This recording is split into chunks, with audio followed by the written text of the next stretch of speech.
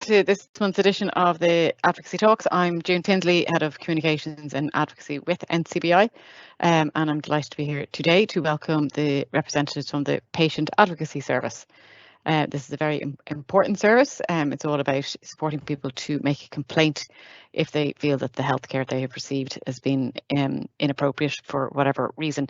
So today we have Pádraig and Katrina from the Patient Advocacy Service, who's going to talk us through their presentation.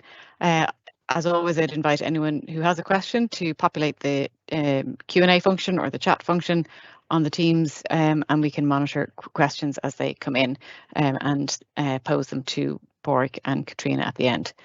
But for now, I'll just hand you over to you guys to make this presentation. Thank you very much. Thanks very much, June. I'll just start by sharing my my screen with our own presentation.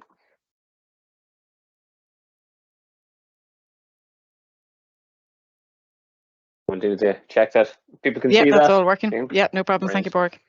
Thanks very much. So June introduced us. My name is Pádraig Ruan, and Katrina Carr, and we're from the Patient Advocacy Service.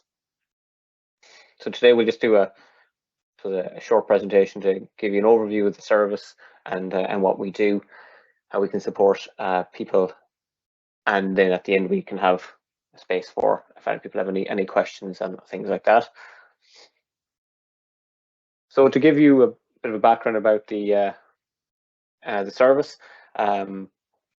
we're provided by the National Advocacy Service for people with disabilities.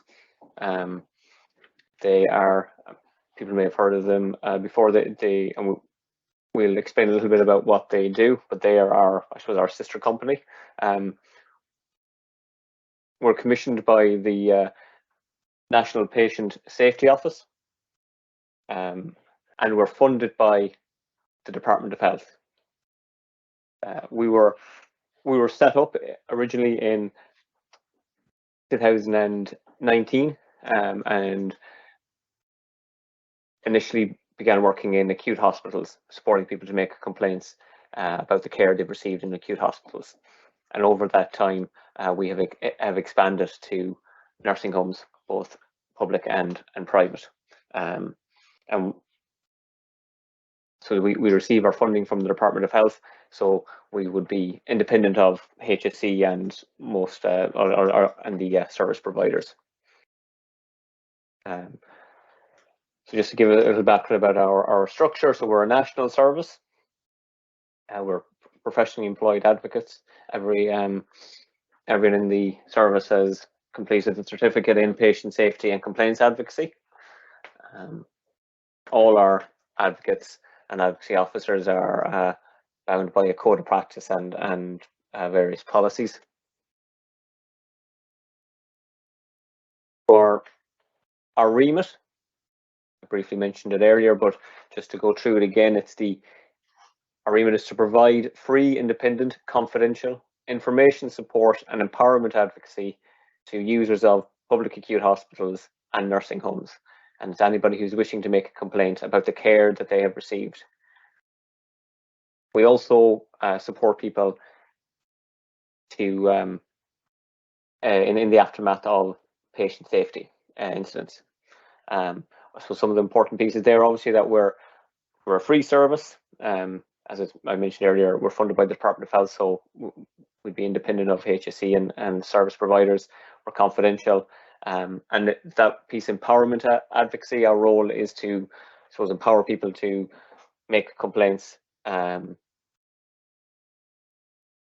themselves, empower them to go through the complaints process, so which is really important for us.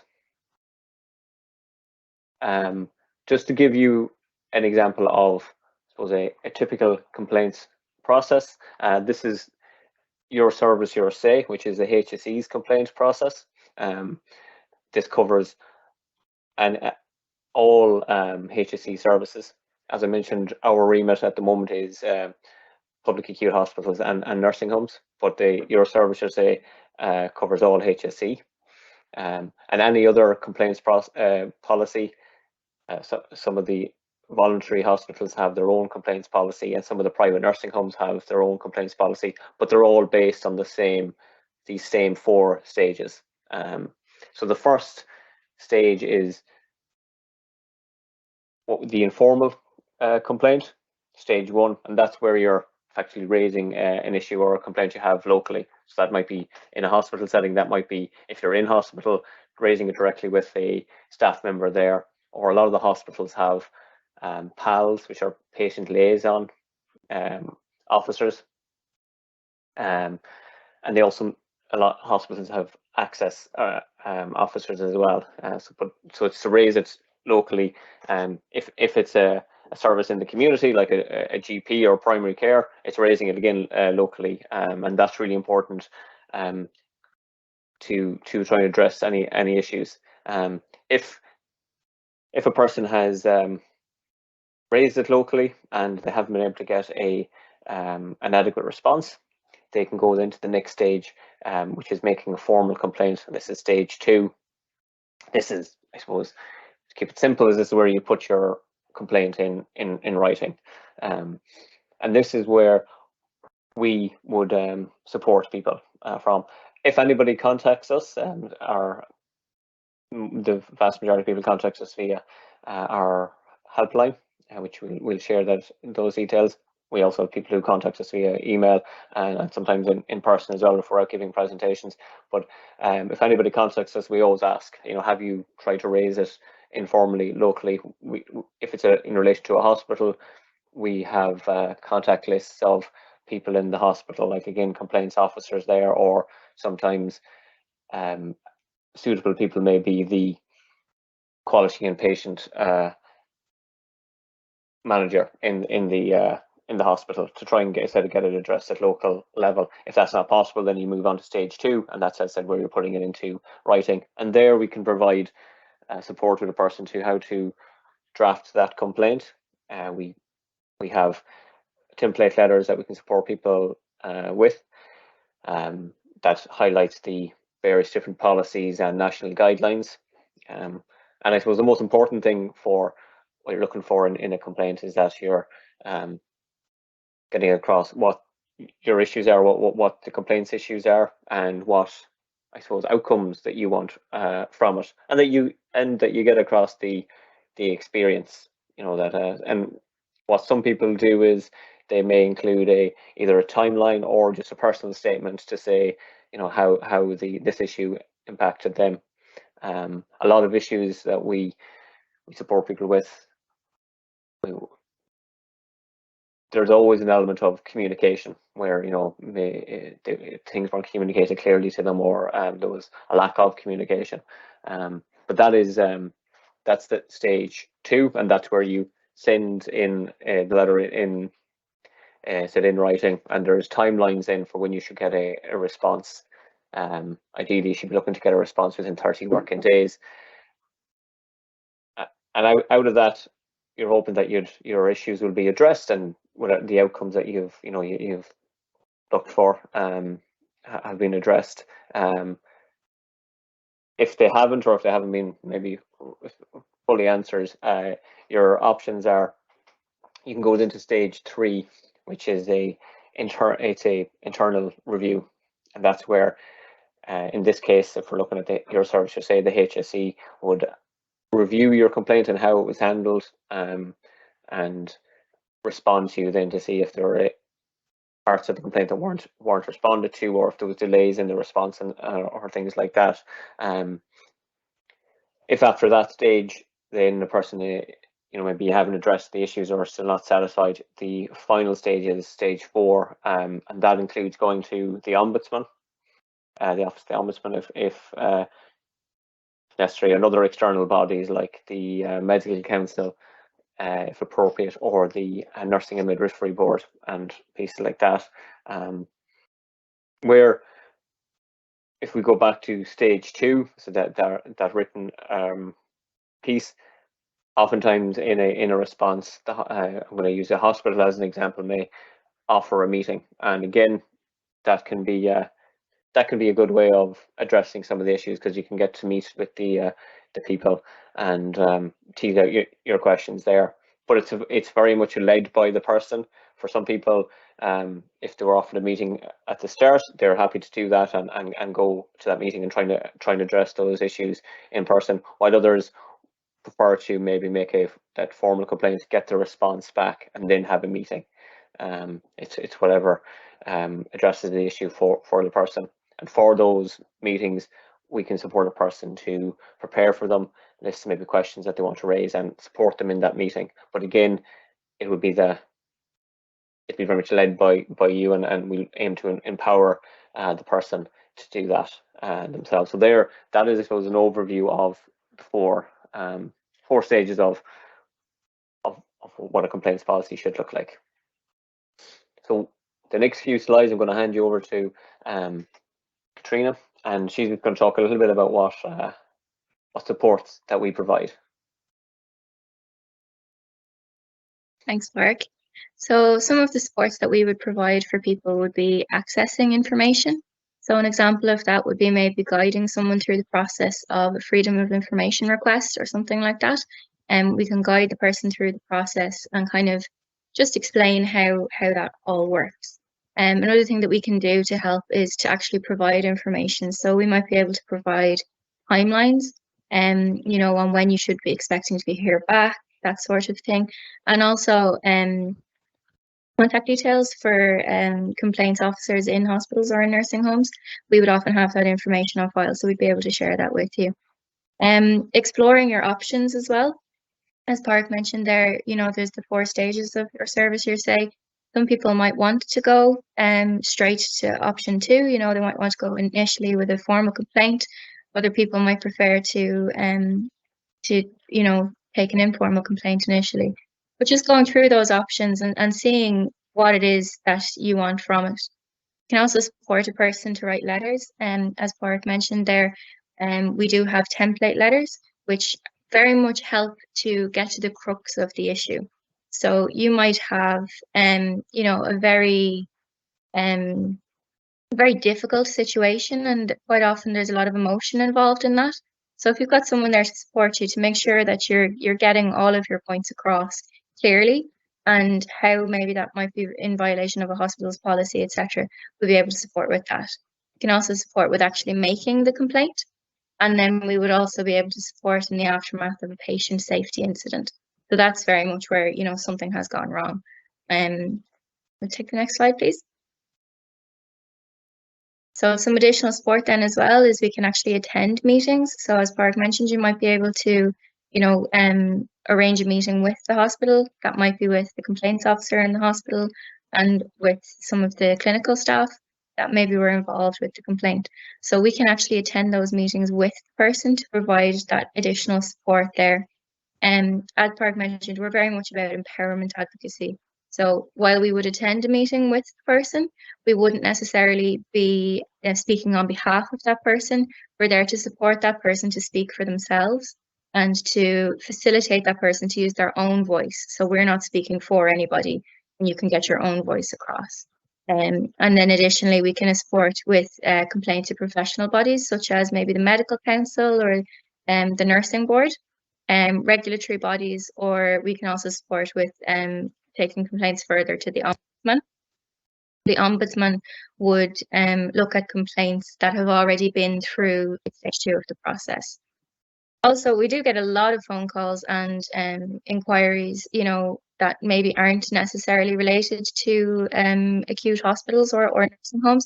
It might be in reference to, GP or mental health services in the community and that kind of thing. And although that's not within our remit and we wouldn't support directly on that, we can give a lot of referrals to other services and point people in the right direction so that they, at least, we might not be able to help directly, we can at least give you a signpost to help you find your way.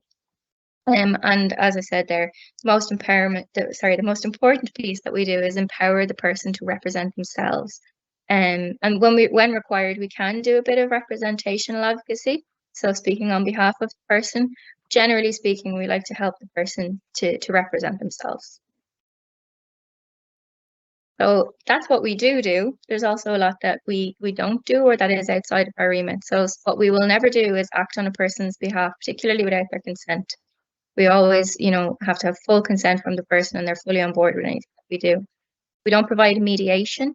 So we will provide support at those meetings and we'll support the person, but we won't mediate between the person and the hospital. We are an independent body, so we're not, that's not our role. We also don't initiate redress. So if that was something that you were looking to do, that would be outside of our remit as well. We don't overturn complaints. We might be able to help if you're not happy with the complaint outcome. We might be able to, as I mentioned, help you to go to stage 3 or stage 4 or go to the ombudsman, etc. We don't provide a counselling service. We do provide, support and a listening ear and advice, but we're not therapists, so it's not a counselling service. We also don't provide legal or medical advice. We can help you to kind of to clarify what the issues are and that sort of thing. But if you were to say, for example, want legal advice or want somebody to go through your medical notes or something like that, that's not what we would do. And we also don't replace the ombudsman. So the ombudsman will look at a complaint that has already been through the process, and they will go through that to see that the complaint was handled correctly. So that would be the ombudsman's role, not ours. And then lastly, as I mentioned, we are an independent organisation. So we don't engage in any campaigning or activism work. We just work with the individual on the individual's case. So that's our contact details there. We have our website, patientadvocacyservice.ie. It's a very clear website. There's quite a lot there, but it's very well laid out. We also have our phone line, which, as Bart mentioned, would be how people would contact us generally. The phone line is manned by the actual advocates. So when you make a phone call through to the phone line, you do get in touch with an advocate, which is fantastic. The phone line is manned from 10 a.m. to 4 p.m. Monday to Friday. We do have a voicemail service, so if you were to make a call outside of those hours, you can leave a voicemail and someone will come back to you. And then finally, we have our info@patientadvocacyservice.ie email address. And again, that comes in similar to the phone line, and the inquiry would go to an advocate. Sorry, And just then, one moment. right, yeah, I'll hand you back to Bart there. Thanks. Yeah, thanks, Katrina. And this is just for information for yourselves. I said I mentioned the National Advocacy Service previously, and they provide free and independent representative advocacy to adults with disabilities, and disabilities is a wide remit of it. That includes people with intellectual, physical, digital impairment, mental health. They are funded by the Citizens Information Board, and CAB have a statutory function to provide advocacy. The NAS was, as it's shortened as, the National Advocacy Service, was established in 2005, and their contact details are there as well. And their phone line is similar to ours. It's between 10 to 4. So they, while our remit focuses solely on complaints, supporting people through complaints process and in the aftermath of patient safety incidents, the National Advocacy Services remit is a bit wider, and they support people with various issues. So that's just a handy resource to have. And that brings us, I suppose, to the end of our presentation. I think we just want to open it up now to any questions or comments, or we'd also be interested to hear feedback if there are particular issues that people are facing or challenges that people face when accessing the healthcare service. But thank you for listening to us, and yeah, we'll open up now to any questions. Great, thanks very much, Pádraig and Katrina. Very informative presentation, and thanks also for flagging the National Advocacy Service in and of itself, for people to be aware of it. There is a couple of questions in the chat, but I'm going to be cheeky and occupy the chair for a second and pose a question. And I suppose my question really relates to when an individual has a healthcare complaint, does that relate to the service they received from the staff, be it a doctor or a caretaker or surgeon or nurse or whoever, or can it be wider than that and relate to the medicines they received, for example, and the fact that the medicines might have been had an adverse effect on them or something? So I suppose that's my broad question. So the complaints, so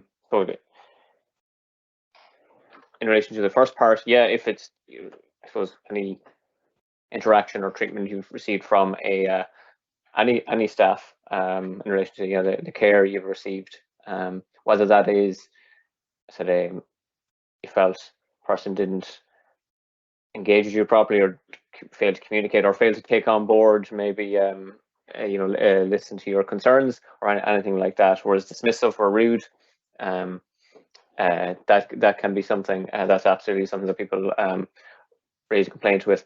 With the second part around medication, where the line is in relation to a complaint, where it is deemed to be a clinical judgment. So if it's a clinical judgment of a doctor or medical professional, that is something that's outside the complaint process. However, so that's the official piece of clinical judgment.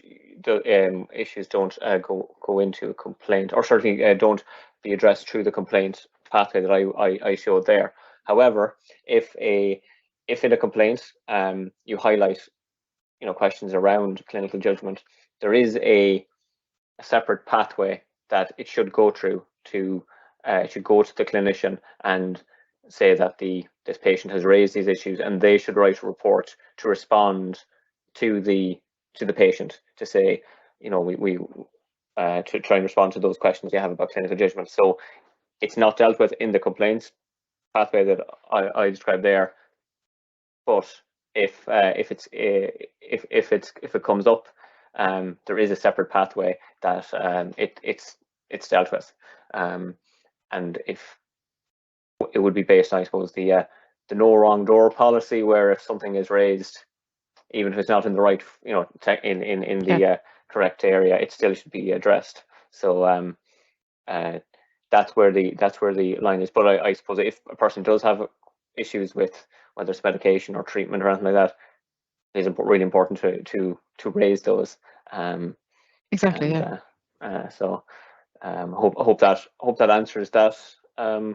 Yeah. No. I suppose just to add to that.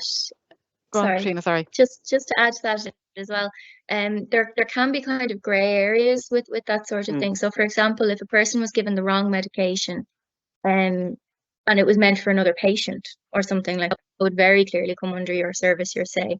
But if the patient feels they were given the wrong medication, but the doctor says, no, I that was what I prescribed for that patient, that's when it comes under clinical judgment. So there can be grey areas.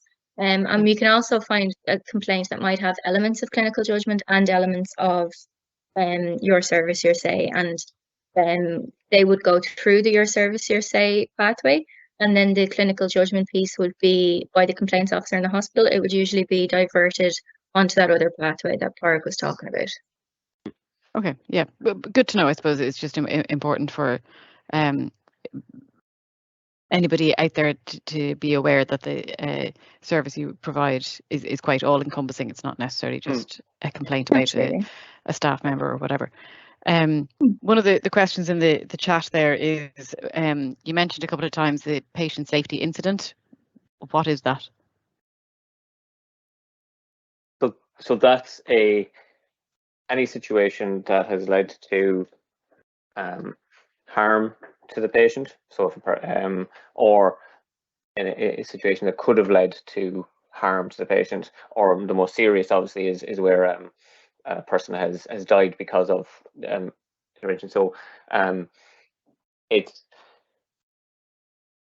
where, so for working again in terms of a complaint, a person may be raising a complaint, and in that there may be a what we say a patient safety. So perhaps there was something led to the harm of a patient. So for that example that Katrina gave there of if incorrect medication was given, so someone else's medication was given to a person and that led to adverse event, that would be a patient safety. And what happens then is the hospital would have to investigate that, and there's a couple of things that they have to do, or a couple of ways to do that. First is open disclosure, so the person should be informed as soon as possible that there was a patient safety incident. So again, if we use that example of if someone was given the wrong medication, the person should be told as soon as possible, and that starts a process to investigate how that happened. In other incidents, there is the HSE have a framework called the incident management framework. So if an incident occurs, they will investigate it. Now that's something that, so the open disclosure should very much be involving the person, and they should be informed and kept up to date. The incident management framework is, I suppose, a process that happens in the background, and a report is going to be produced. During that process, the person affected should have input into it, but and at the end of it, there should be a meeting to go through what happened and feedback to the person.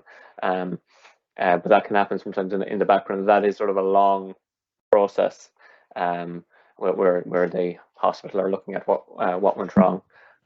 So that's okay. That again, that's patient. So it's where there's been harm to the patient, potential harm to the patient, or a serious a death or something like that as a result of the care provided. Okay, thank you. And another question that's come in there is, you mentioned, Katrina, that there are sample letters and forms that are available for use, and the question is, are those forms accessible? And so can they be used by people who are blind or vision impaired who use screen readers or magnification software? So we would work with people of from all walks of life, and we would do our best to make things as accessible as possible. I'm not sure with regards to screen reader, but I do know that, for example, we had somebody with a visual impairment who called yesterday, and he asked for the forms to be sent out to him in large print. So we would, of course, be able to facilitate that part. Would you know about screen reader? Yeah, I know people who in the past have used it. They have been able to use screen reader with our forms, with our template letters. But that is something actually that we'll check to make sure. Actually, we'll make sure it is accessible. Yeah, please. Also, with regards to that, sometimes we might have people in a nursing home, for example, who can't get around freely or that sort of thing. And just another example that comes to mind is one of our advocates actually went out to the nursing home to chat to a man who was blind, and she was able to go through the forms with him and explain the forms, and she actually took the time to go out and meet the man in person as well. So there's lots of options that we can explore with people to whatever suits the individual best. Great, that's good to hear that there's that kind of outreach service available. I suppose from an advocacy perspective, as you already said, there's we'd be very much aligned with your mission to have the style to be as an empowering style as possible, and to ensure that it's person-led. And one of the recent things we've been doing is collaborating with hospitals and informing them of what they can do to make staff aware of patients who are blind or vision impaired. It's come to our attention on a couple of occasions. If a patient is in hospital, the breadth of staff that will be interacting with that patient is not aware that this patient is blind or vision impaired, and as such is I suppose the level of care that they are receiving is sometimes compromised. So, for example, the catering staff might not know that the individual is blind or vision impaired and might just leave the lunch tray on the bedstand, and the patient is wondering where their lunch is, but they can't see that their lunch has arrived, and the catering staff haven't been informed that they need to kind of announce, here you go, here's the lunches on the table, do you want me to bring it over to you, or whatever, and to describe what is on the menu. Likewise, if no orientation of the room has been provided, we've been informed of some instances of patients who have either tripped over cables as they try to make their way to the bathroom because no orientation was provided. And likewise, if nurses are coming in and wanting to either administer a medication or do blood tests or something, and just kind of presenting by the side of the bed without announcing that they're there, and announcing what they're about to do, and essentially resulting in an individual's arm being kind of grabbed on without them knowing, in order to take blood tests and things like that. So I suppose it's really just a public awareness thing that all staff need to be more appropriately trained on how to interact with patients who are blind or vision impaired to make sure that they receive the appropriate care. And NCBI and the advocacy team and Possibility Labs team are collaborating with a number of hospitals now to try and either offer that training or offer some resources to staff to upskill their awareness in this area, because it is coming up often enough. And as you rightly say, if your remit is also nursing homes, things like this could easily crop up in nursing homes. So by collaborating with the hospitals and things like that, hopefully it might lead to instances not occurring in the first place, and adopting a more preventative approach and a more inclusive delivery of care at the end of the day. So yeah, that I suppose it was just really to inform you of what we're doing at the minute in that space. I suppose one other question that's popped in here is in connection with the time frame of when a complaint at stage 2 is made to resolution, and is there kind of on average a ballpark timeline with which the hospital needs to reply and to resolve the issue or the nursing home? So in the policy, there is timeframes given where when a hospital should respond. So broadly, say if we go back to stage 1, which is that informal piece that a person should, obviously raising it verbally, but within at most 48 hours, they should have some sort of response. But when it comes to the stage 2, the written, they should get an acknowledgement within 5 days to say that the letter or email or however it was sent in was received, and it's a response within 30 working days is the aim, but that can be extended because hospitals will say that it takes time sometimes to get the information to respond to all the questions. So that can be extended, and they should again write out to the person to say, or contact the person to say, your response was due on the 25th. It's not going to be available. We're hoping they'll extend it by 20 days, and that's what the policy says. What we find is it does vary. It varies between hospital and sometimes the issue. But what we support people with is the person should be kept up to date about if there is any delays, and should be told. And more often than not, when a person is informed and is told because there's going to be a delay, or we're asking for 20, we're going to be another 20 days extension, most people are okay with that once they're being informed. What people find very difficult is when they either just aren't updated or not told. And what we support people with, we encourage people to do is if there's an ongoing delay with a complaint and they haven't been told, when they're getting it, you can go to the Ombudsman to highlight that. So even though the Ombudsman is stage 4, in situations like that where there is clearly a delay and there hasn't been any explanation given, you can go to the Ombudsman to say, I'm waiting for a response, and the Ombudsman can contact the hospital, and that can sometimes push it up. What some of the feedback we've got from hospitals as well is what helps with I suppose response times is where the complaint is, where possible, is the complaint issues are outlined and the questions the person wants to raise and what outcomes they want. When it's clear like that, it helps everybody. It helps obviously the person to be focused on what the issues are, and it helps the complaint officer dealing with it. So that can speed things up. But we have seen I suppose we've seen complaints in writing being responded to within that 30 days, and people have the issues have been addressed and a person is happy with that. And then we've seen the other extreme where it has gone on for a number of months waiting for a response, because they would tend to be some of the more complex situations. So but what we always bring people back to, and the hospitals as well, is what the policy is supposed to be saying, and try and keep them in those timelines. Yeah, no, and I think you're dead right. Ongoing communication is better than total silence, because it just can make a stressful situation even more stressful for the patient and the family affected. And you guys know that very, very well.